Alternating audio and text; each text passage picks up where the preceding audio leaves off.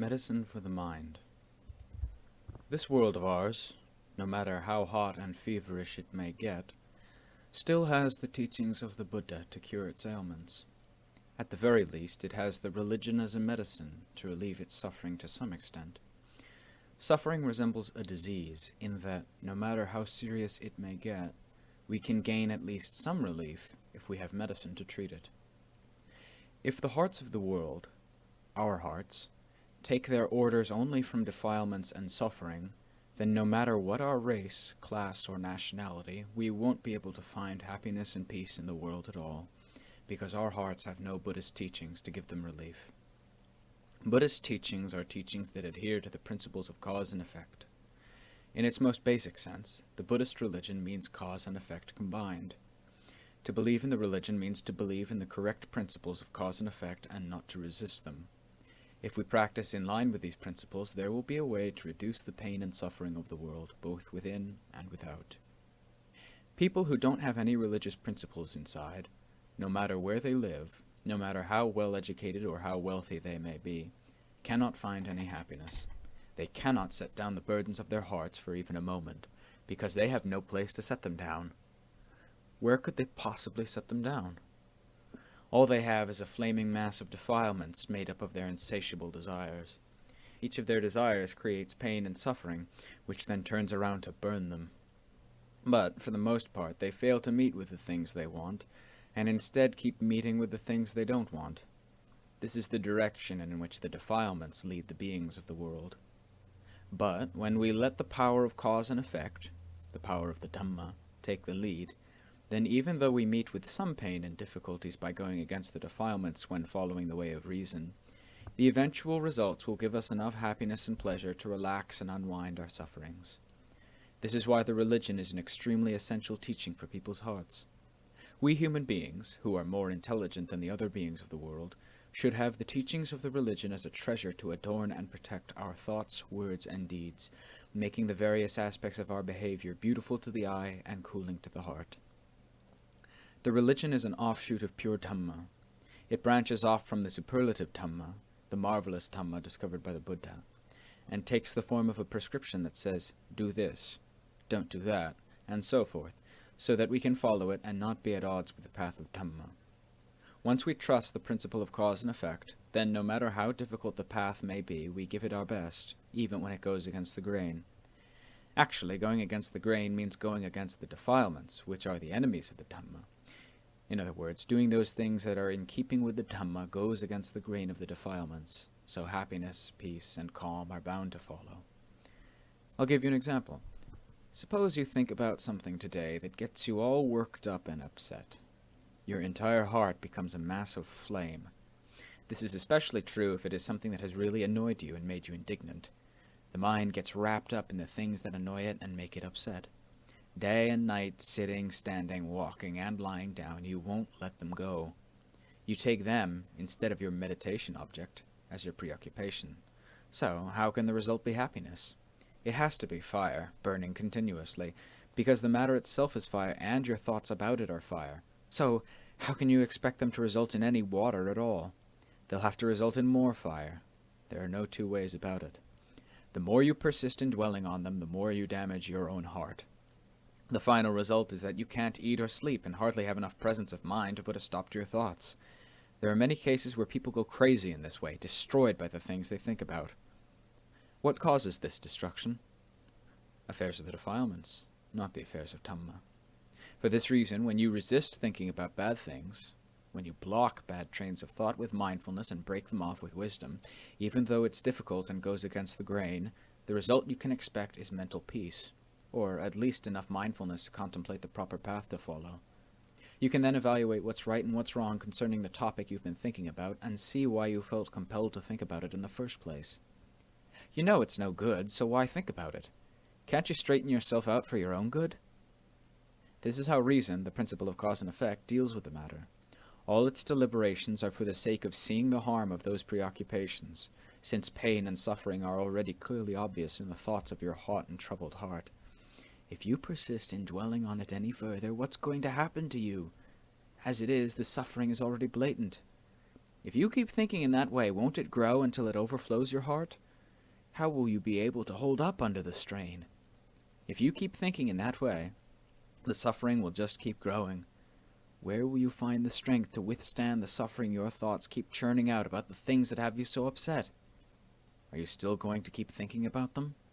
Are you still going to keep piling more and more suffering on yourself? Just thinking in this way is enough to bring the mind to its senses. And as soon as the mind comes to its senses, it can begin to calm down and rein itself in. It can try to let go of that preoccupation by using reason to push itself away and bring its thought processes under control. The suffering that resulted from those thoughts will also be brought under control, because the causes, those hot, burning thoughts, have been curbed. And you're able to curb them because mindfulness has reined them in.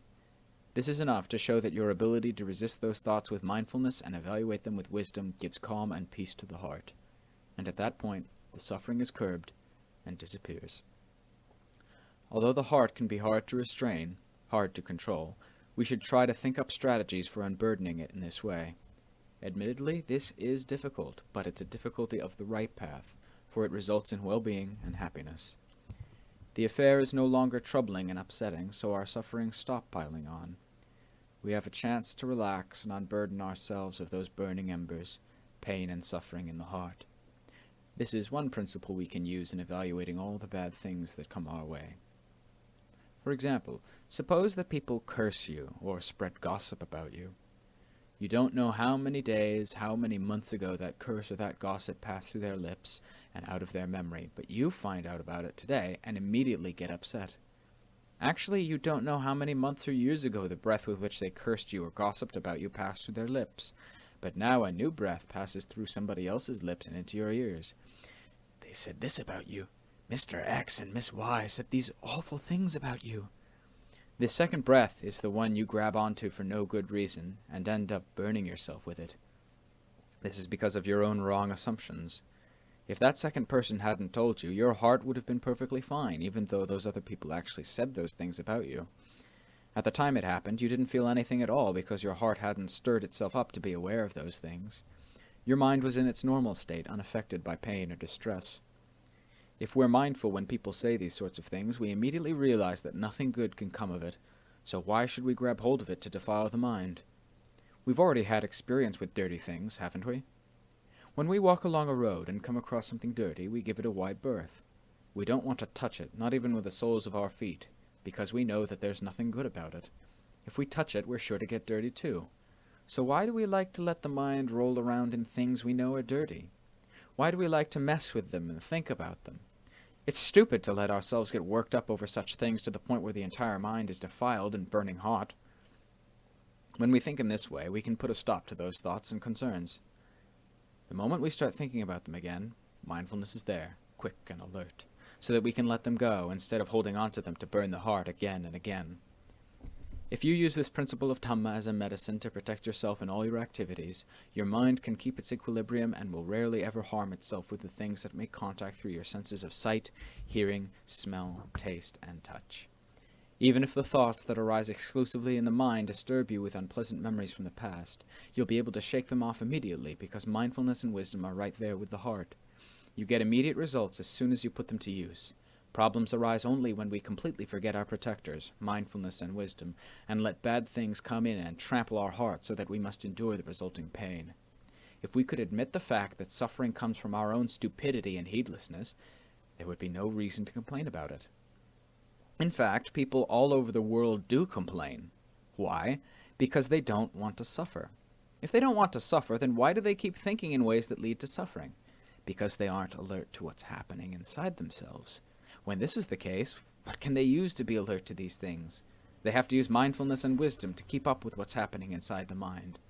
In that way, they can hold on to at least something for themselves in the beginning stages of the practice. With constant practice, they'll eventually be able to keep up with everything that happens inside the mind. This is how we use Buddhist principles to deal with our minds. If all of us in the world used reason as our guide in both our internal and external affairs, we would all understand and avoid anything that posed a danger to us individually or to the common good. We wouldn't persist in destroying ourselves and others by flirting recklessly with dangerous mental states. At the same time, we'd reflect in ways that produce benefit to ourselves and the common good. The whole world would prosper and flourish, and we'd all be happy and at peace. When we take Buddhist principles as our guide, they lead us in the direction of peace through correct practice in line with the principle of cause and effect, which is a universal principle leading to the prosperity of the world. This is why the religion is something essential for enabling us to live together. In the present, we can be happy and secure, free from trouble and turmoil in body and mind. If the religion spreads out through society so that each person feels this way, the world will be at peace. When we turn to consider the future state of the mind, what trouble can the mind come to when it holds to reason as its basic principle, when it has Dhamma within?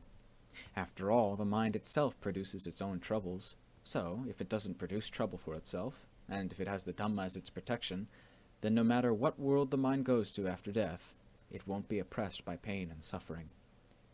The principles of Dhamma teach that a mind possessing inner quality is unlikely to be reborn in a place where it will meet with suffering and pain, because it hasn't made the type of karma that could force it to go there.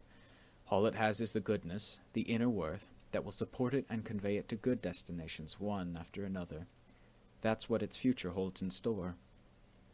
A person who practices Dhamma, who has Dhamma in the heart, is far different from a person without any Dhamma. Even though they both may live in the same world and have the same sort of appearance, the differences in their knowledge, thoughts, views, and actions are enormous, so there is no way they can expect to receive similar results. The results must differ, just like the causes. This has been true from time immemorial. This is why the Buddha said, Dhamma is what differentiates beings, from the basest to the most refined. These differences do not arise from anything outside of Dhamma, which is why Dhamma is the biggest issue facing living beings. Why is it big? Because each of us is constantly creating Dhamma. Even if we don't realize that we're creating Dhamma, the good and bad results that come from our actions cannot be avoided. What is Dhamma? The word Dhamma means action. Our thoughts are called mental Dhamma, our words verbal Dhamma, our deeds bodily Dhamma. In each case, we are the ones who constantly perform such actions, so how can we expect to prevent the consequences of those actions from arising in the future? And as we are constantly producing good and evil actions, the moral consequences of those actions have the power to determine where we will be reborn in the future. In this respect, there is no power acting over and above the results of the Dhamma that we ourselves have made. There's no power greater than the results of our own actions. These results are what support us or oppress us after the Dhamma has been done. This is what the principles of the religion teach. They don't have us believe in the power of anything outside of the good and bad activity of our thoughts, words, and deeds. This is where our insurance and our guarantee lie. So this, and only this, is what can either destroy or help us. Nothing else can destroy or help us at all. Our bad thoughts, words, and deeds are the means by which we destroy ourselves. Our good thoughts, words, and deeds are the means by which we help and foster ourselves. The way which we can ensure that we won't fall into undesirable situations lies here, and only here, in the principle of Dhamma. There's no power higher than this, which is why we shouldn't harbor unreasonable fears about this or that. The things we should fear most are any thoughts, words, and deeds which create danger for us. We should realize that the true danger is what's coming out in our thoughts, words, and deeds right now.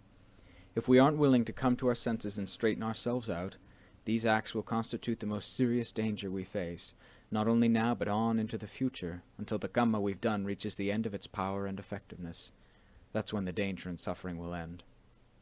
If we believe in the religion, we have to believe in the principle of Dhamma and the results that spring from it. Is there anyone among us who has gone beyond creating Dhamma? No one at all. Each of us has to create Dhamma. Whether or not we believe in Buddhism, we're all creating Dhamma. It is a principle of the nature of action inherent within us, a principle of cause and effect correctly taught by the Buddha when he said that all of us have our Dhamma. We can believe this or not as we like, but that has no power to erase the truth of Dhamma. There is no way that either Dhamma or its results can be erased. Dhamma has to remain as Dhamma and give good or bad results throughout each lifetime. There's no power above Dhamma and its results, which come from our own good and bad actions. So, we shouldn't harbor blind and unreasonable fears. If you're afraid of hell, you should be afraid of the pit you're digging right now in your heart. That's the important one, the real pit of hell. The factor that causes the fires of hell to burn you is right there in your heart. So, come to your senses and use mindfulness and wisdom to investigate the factors of your mind that are thinking wrongly and creating danger. or thinking rightly and creating inner quality within your heart. Make your choices here and follow them through carefully so that there will be no more dangers for you or any other beings in the world. So then, is the religion really necessary?